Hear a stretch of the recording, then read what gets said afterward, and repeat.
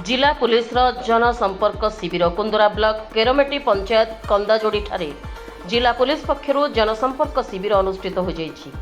कुंदरा थाना अधिकारी चित्तरंजन प्रधानी तत्वावधान अनुष्ठित यह कार्यक्रम में सहकारी दुर्गपति नारायण राउत कोरापुट अध्यक्षता करथिले। मुख्य अतिथि भाव सरपंच माणिक सांता, सम्मानित अतिथि भाव रिजर्व इन्स्पेक्टर जीवन संग्राम, नायब सरपंच मन सांता, वार्ड सभ्या सुकल देई सांता, करेमेटी वार्ड सभ्या सुजाता भरसा, समाजसेवी भजमन सांता प्रमुख मंचासीन थिले।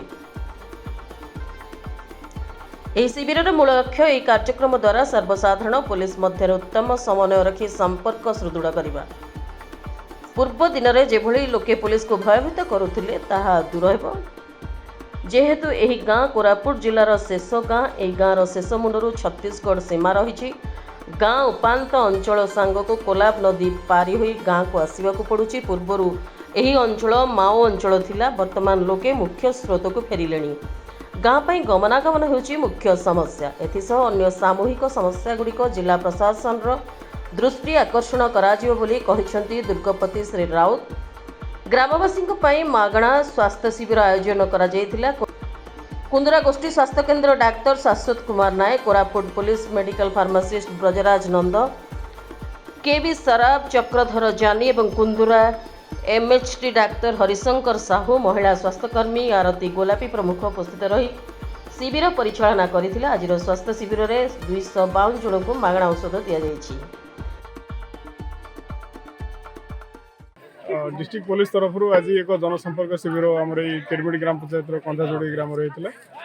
ये प्रोग्राम मुख्य उद्देश्य थिला पब्लिक या पुलिस भितर संपर्क केमती सुदृढ़ हम से उद्देश्य आम आज विभिन्न प्रकार प्रोग्राम करूँ। कल्चरल प्रोग्राम नहीं आम वॉलीबॉल कंपटीशन और अन्य बहुत किसी प्रोग्राम है। आम मुख्य उद्देश्य जो था से भावी आज सफल होती।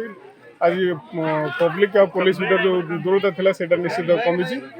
ये जो जगह आगु एक माओवादी अध्युषित अंचल था सेटा धीरे धीरे माने मुख्य स्रोत को फेरुछंती।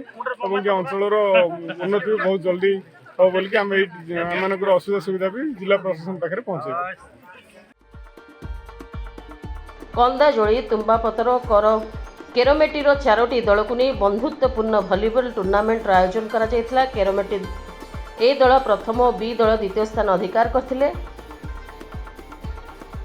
सेमानंको प्रमाण पत्र सह सील दे पुरस्कृत करा जायतिला। अन्य दुई दलर खेलाड़ी को मध्य सांत्वनामूलक पुरस्कार प्रदान करा जायतिला। गाँवर उभय महिला एवं पुरुषों को वस्त्र, स्कूल पिलांको स्कूल बैग और पाठ्य उपकरण प्रदान करा जायतिला। कार्यक्रम शेष में स्वास्थ्य शिविर परिचालना करिथिबा डाक्तर एवं कर्मचारी मानकु उपढौकन दे सम्मानित करा जायतिला और सांस्कृतिक कार्यक्रम मान होइतिला।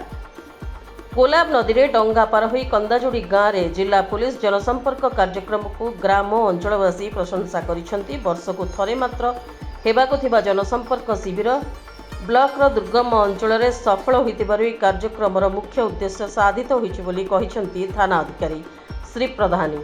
कुंदरा थानार अन्य कर्मचारी कार्यक्रम परिचालन में सहयोग करथिले।